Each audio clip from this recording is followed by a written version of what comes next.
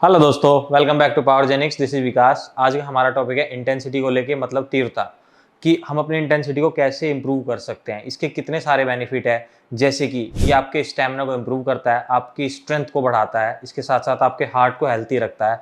इसके साथ साथ जो लोग फैट कम करना चाहते हैं उसमें भी काफ़ी ज़्यादा मदद मिलती है हमें। और एक और बात, ये हमें जवान रखती है। तो चलिए बिना टाइम वेस्ट किए स्टार्ट करते हैं आज का हमारा टॉपिक।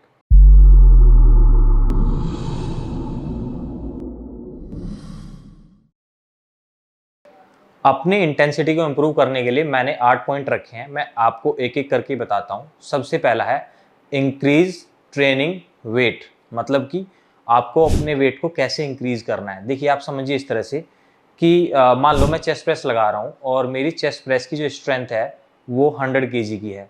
अब मुझे उसको इंक्रीज करना है। वो कैसे इंक्रीज होगी कि जब मैं नेक्स्ट वीक में चेस्ट प्रेस लगा रहा हूँ तो उसमें मुझे 5 केजी या 2.5 केजी वेट इंक्रीज करना है। अगर मैं ऐसा कंटिन्यूअस करता हूँ, हो सकता है कि नेक्स्ट वीक में मैं नहीं लगा पाता, तो मैं थर्ड वीक में इसको जरूर ट्राई करूंगा। क्योंकि जब हमारी बॉडी ओवरलोड हो जाती है एक वेट पे आके, उसके बाद जब हम उस पर पुश देते हैं, वही हमारा लास्ट वेट होता है और बॉडी उसी को मेजर करती है।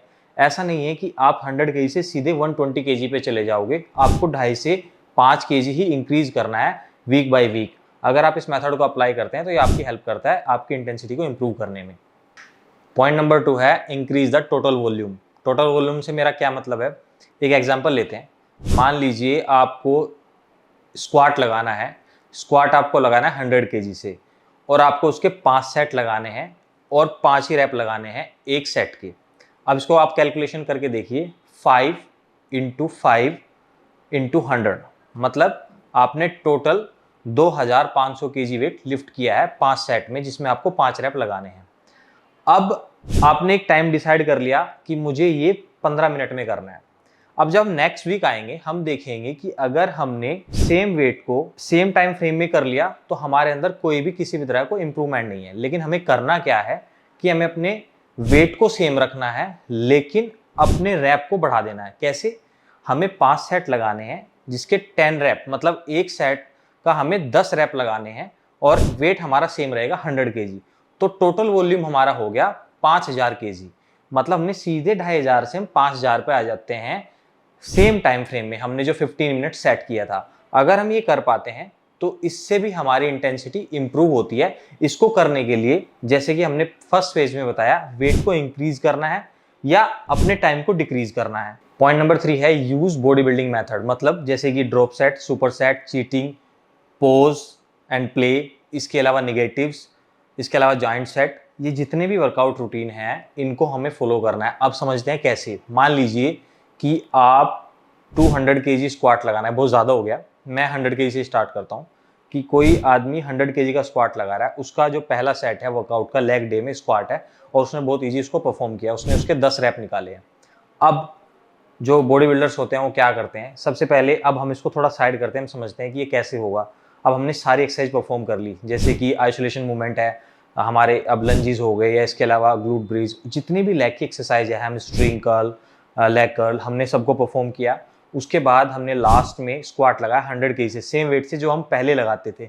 हम देखेंगे कि जो हमारी इंटेंसिटी है वो कितना काम कर रही है, मतलब हमें कितना एग्जॉस्ट कर रही है, उस वेट को लिफ्ट करने में हमें कितनी दिक्कत हो रही है, हमारी बॉडी कितना लोड ले पा रही है। तो अगर हम, हमारी जो बेस्ट परफॉर्मेंस होती है, अगर हम उसको सबसे लास्ट में लेके जाते हैं, वेट को लिफ्ट करते हैं, तो उससे भी हमारी इंटेंसिटी इंप्रूव होती है। उसके हम, हो सकता है कि स्टार्टिंग में 10 रैप निकाले, लेकिन अगर लास्ट में निकालेंगे 3 से 4 हम आराम से निकाल लेंगे। अगर हम इस मेथड को यूज करते हैं और इस तरह के जो मैंने आपको बताया, drop set, super set, cheating, इस तरह के वर्कआउट को अपने रूटीन में ऐड करते हैं, तो इससे भी आपकी इंटेंसिटी काफ़ी इंप्रूव होती है। हमारा फोर्थ पॉइंट है इंक्रीज सेट्स।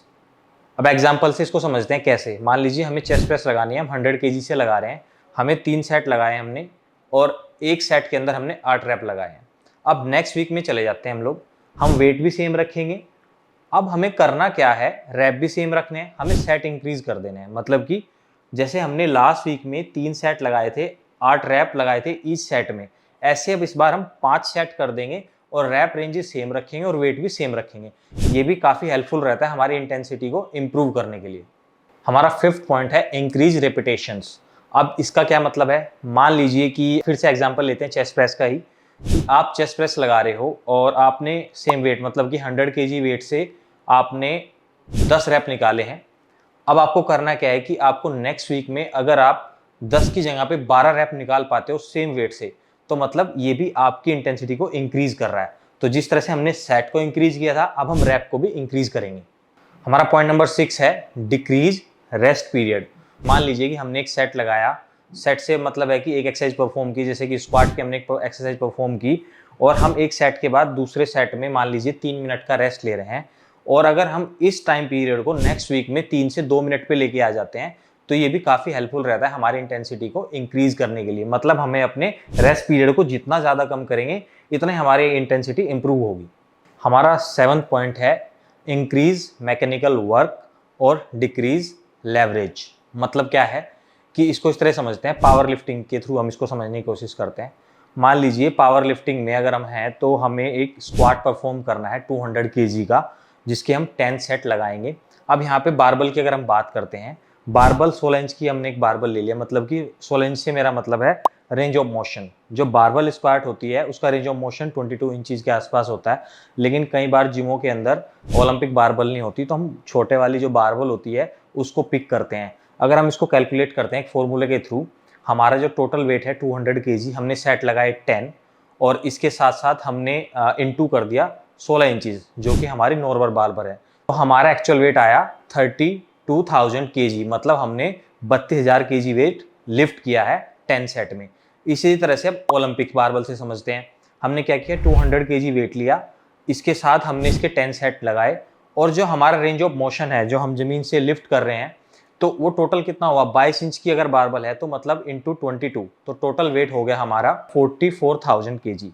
मतलब क्या हुआ कि हमने अगर बारबल चेंज किया मैकेनिकली, तो हमारा जो वेट है वो ऑटोमेटिकली इंक्रीज हो गया, हमारा रेंज ऑफ मोशन बढ़ गया, और हमारी जो बॉडी को हैबिट है किसी वेट को लिफ्ट करने की, वो हमें पता भी नहीं चला और इंक्रीज भी हो गई, क्योंकि बारबल के ही वेट से इतना डिफरेंस आ गया कि वो जब हम 10 बार हम उसको काउंट करेंगे तो वॉल्यूम में बहुत ज्यादा आएगा। तो इस चीज को अगर हम ध्यान रखते हैं, अगर आप वर्कआउट परफॉर्म कर रहे हो, कोशिश करो इस तरह की कंपाउंड एक्सरसाइज जैसे कि चेस्ट प्रेस, स्क्वाट या इसके अलावा डेडलिफ्ट, इस तरह की जो एक्सरसाइज है हम बड़ी बारबल मतलब ओलंपिक बारबल से ही परफॉर्म करें, जिससे हमारी एक्सरसाइज भी बेटर होती है और वेट लिफ्ट करने में काफ़ी ज़्यादा हेल्प मिलती है। और अगर हम आइसोलेशन मूवमेंट की बात करते हैं, जो भी अदर एक्सरसाइजेज होती हैं, वहाँ पे हम किसी भी तरह का वेट पिक कर सकते हैं, लेकिन बड़ी एक्सरसाइज में कंपाउंड मूवमेंट में बारबल जो हमारी रहती है वो ओलंपिक बारबल का इस्तेमाल करें। अगर वो नहीं है तो फिर तो कोई ऑप्शन ही नहीं है, जो भी मिलती है उसी को परफॉर्म करें, लेकिन ट्राई करें कि मैकेनिकल भी ध्यान रखें कि हमें किस तरह के वेट को कहाँ पे लिफ्ट करना है, तो इससे भी इंटेंसिटी में काफ़ी ज़्यादा हेल्प मिलती है। पॉइंट नंबर 8 है हमारा, जो कि लास्ट पॉइंट है, ऐड बैंड्स एंड चेन्स। ऐसे कई सारे बैंड्स एंड चेन्स आती हैं जिनको हम वर्कआउट ड्यूरेशन में यूज़ कर सकते हैं ज़्यादा वेट को लिफ्ट करने के लिए। इसके लिए काफ़ी ज़्यादा सपोर्टिव भी रहता है, अगर हम बहुत हैवी लिफ्ट करते हैं, कुछ बैंड्स हमें काफ़ी ज़्यादा सपोर्ट देते हैं, ग्रिप में भी काफ़ी ज़्यादा हेल्प करते हैं। इस तरह की चीज़ें आप इंटरनेट पे सर्च करोगे, chain and bands in body building या chain and bands in fitness, तो आपको कई सारी चीज़ें वहाँ पे मिल जाएंगी, तो उसको भी आप अपने वर्कआउट में रख सकते हो। तो ये कुछ की पॉइंट्स थे, अगर आप इनको ध्यान से देखोगे या समझने की कोशिश करोगे तो आपकी इंटेंसिटी काफ़ी ज़्यादा बेहतर हो जाएगी और आपको अच्छे रिजल्ट्स आने स्टार्ट होंगे। अगर आपकी इंटेंसिटी अच्छी है तभी आपकी ओवरऑल हेल्थ अच्छी हो सकती है, ये हर जगह आपके काम आएगी। जैसे मैंने स्टार्टिंग में बताया था कि इसके कितने सारे बेनिफिट हैं। तो दोस्तों, अगर ये वीडियो आपको पसंद आई है तो हमारे साथ जुड़े रहिए और हमारे चैनल को सब्सक्राइब कीजिए और इस वीडियो को ज़्यादा से ज़्यादा लोगों तक शेयर कीजिए। थैंक्स फॉर वॉचिंग और अपना ध्यान रखिए।